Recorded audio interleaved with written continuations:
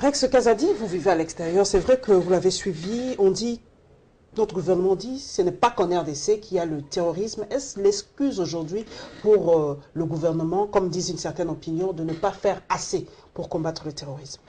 Vous savez, le terrorisme partout dans le monde est revendiqué. Lorsque les terroristes commettent un acte de terrorisme, ils le revendiquent. Est-ce que vous savez qui a fait ce qui s'est passé à Béni? Nous n'en savons rien. Revendiqué par qui? Au nom de quoi? Les terroristes ont une idéologie. Ils veulent imposer l'islam du temps du prophète Mahomet partout dans le monde. On le voit avec Daesh, on le voit en France, on le voit à Paris, on le voit à Londres, on le voit aux États-Unis. Les terroristes ont, à chaque fois qu'ils commettent une action, même au Nigeria, même au Cameroun, les terroristes revendiquent leur action. Qui a revendiqué ce qui s'est passé? Est-ce qu'il y en a certains qui ont, parmi les 6 déjà jugés, est-ce qu'il y en a certains qui ont parlé de leur objectif? Ils revendiquent quoi exactement?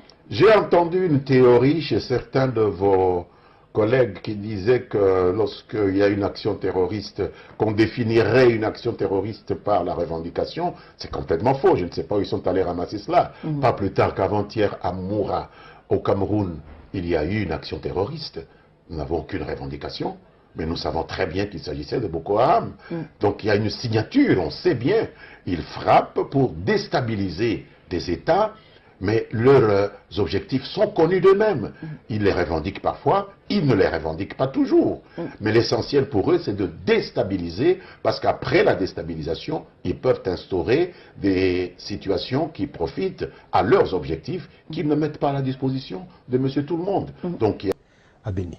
Le président de la République rencontre le président du Rwanda, le président de l'Ouganda, et quasiment à 24 heures ou 48 heures de son départ, que des gens viennent et tuent des Congolais. C'est pas la première fois que ça se passe comme ça. Sa barbe. C'est pas la première fois. Mais c'est grave. Pas la première fois. C'est que plusieurs personnes n'arrivent pas à comprendre, c'est le fait que cela arrive après chaque passage du président de la République. La dernière fois, après le passage du président de la République, il y a eu massacre, et maintenant le président de la République venait de Béni. Ensuite, il y a eu massacre. Comment vous-même traduisez-vous cela? Je dois dire que ce n'est pas nécessairement lié à des passages du président de la République. On a tué 600 personnes à Béni, au moins, au cours de ces 2 dernières années, et je ne pense pas qu'il y ait même 10% qui aient été tués après un passage du président de la République. Les terroristes, ils ont une manière de fonctionner. Partout dans le monde, le terrorisme fonctionne d'une certaine manière. Lorsqu'on fait une action, il y a un but, comment les appeler alors il y a si un ce ne sont pas objectif. des terroristes? Comment les appeler? Des rebelles? Mais déjà, il faut savoir c'est qui. On ne sait pas c'est qui. Vous voulez appeler quelque chose que vous ne savez pas identifier. C'est qui? Qui a tué? Le vrai problème, il est là, à la base. Qui a tué ces gens-là? Plusieurs poches, est-ce que ces poches ont été identifiées, monsieur le ministre? Nous sommes en train de les identifier. En ce qui concerne le réseau tanzanien, vous vous souviendrez que le numéro 1 des ADF, Jamil Mukulu, a été arrêté en Tanzanie. Il était en campagne de recrutement. C'est un Ougandais. Il était en Tanzanie en campagne de recrutement. On apprend que certains d'entre eux avaient l'uniforme de notre armée nationale. Ce n'est pas moi qui le dis, c'est le porte-parole du gouvernement. Il y a un problème. Comment des gens peuvent se doter de notre uniforme? Donc à Béni, il y a un endroit où on achète le tissu de l'armée, on fabrique des uniformes. Il se passe des choses que l'on ne nous dit pas. Ce n'est pas clair. On a parlé aussi des tenues de FARDC, justement, qui ont été utilisées par ces égorgeurs. Quelles sont les dispositions qui seront prises, finalement? Est-ce que ces problèmes, lorsqu'il sera résolu, cela pourrait faire en sorte que ces massacres stoppent, ces problèmes des tenues dédoublées, etc.?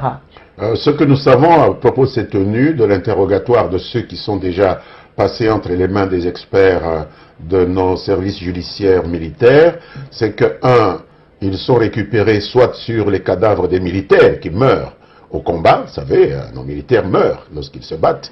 Des gens de l'ADF meurent, mais aussi nos militaires. Et donc, ils prennent des tenues sur les cadavres de militaires. Deuxièmement, il y a des tenues qui sont dérobées dans les casernes de l'armée par des gens qui sont complices justement des ADF. C'est pourquoi nous insistons sur la nécessité pour la population de ne pas être complice de ces gens, même s'il a épousé, même s'il a des relations commerciales avec vous, il ne faut pas se solidariser avec eux, parce que ces tenues, quelqu'un les vole pour les leur donner. Nous avons à ce jour une quatre-vingtaine de gens qui sont là-bas détenus. Parmi eux, il y a des Congolais. Donc certainement que parmi ces Congolais-là, il y en a qui ont pu contribuer à voler ces tenues pour les donner aux ADF. Il n'y a aucun militaire parmi ces gens. Pourtant, ces ADF portaient des tenues militaires, sans être répertoriés comme militaires. Et je peux vous dire que s'il y a un militaire parmi ces gens-là, nous allons le punir beaucoup plus sévèrement que d'ordinaire. Et vous parlez de 6 qui passent déjà en jugement. Il y en aura encore 74 parce qu'ils sont 80 en attente de jugement maintenant dans les geôles de Béni avec un imam de Butembo, donc 81, donc 85 attendent de passer en jugement. Nous allons probablement mettre à jour tous les systèmes de recrutement qui passent soit de la précarité familiale, on promet de l'argent à des jeunes qui ont des difficultés sociales, en passant par le dévoiement. Ça va commencer aujourd'hui. C'est avec les actions, on attend les actions. 80 ADF déjà arrêtés, des Rwandais, des Kenyans, des Tanzaniens, même des Congolais. Donc le gouvernement travaille, il ne faut pas voir tout en noir avec ces Excusez-moi, je ne vois pas tout en noir, mais jusqu'à preuve du contraire, donc nous savons comment fonctionne ce gouvernement. En règle générale, lorsqu'on arrête quelqu'un, on fait tout, on l'exhibe, on le montre sur toutes les chaînes de télévision, etc., etc. Rien ne nous dit, rien ne nous prouve la véracité des propos de M. Mende, qui s'est déjà illustré plusieurs fois dans des propos qui n'ont pas été vérifiés. Donc moi, je ne crois que ce que je vois. Et les personnes dont il dit qu'ils ont été arrêtés, nous ne savons rien dessus. Si réellement ils veulent faire la lumière sur leurs actions, ça ne leur coûte rien de faire une commission parlementaire avec des gens de l'opposition qui vont pouvoir vérifier et suivre et être sûr réellement des actions posées par le gouvernement et qu'il y a véritablement un travail pour protéger les sociétés civiles. Pour l'instant, ce n'est pas le cas. Et vous savez qu'il y a déjà plusieurs députés de Béni et autres qui ont demandé d'aller à Béni pour enquêter, qui ont demandé une commission parlementaire. Jusqu'aujourd'hui, c'est resté lettre morte. C'est devenu une zone de non-droit, une zone où c'est le blackout, une zone où il se passe plein de choses et personne ne le sait. Et on balance des mots comme ça, c'est le nouveau mot à la mode.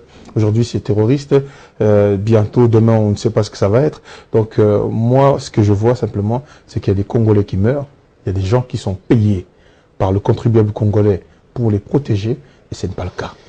On doit trouver les véritables raisons pour lesquelles nos frères et nos sœurs meurent là-bas. C'est trop simple de dire les terroristes, c'est trop simple de dire les mines, etc. Il y a autre chose.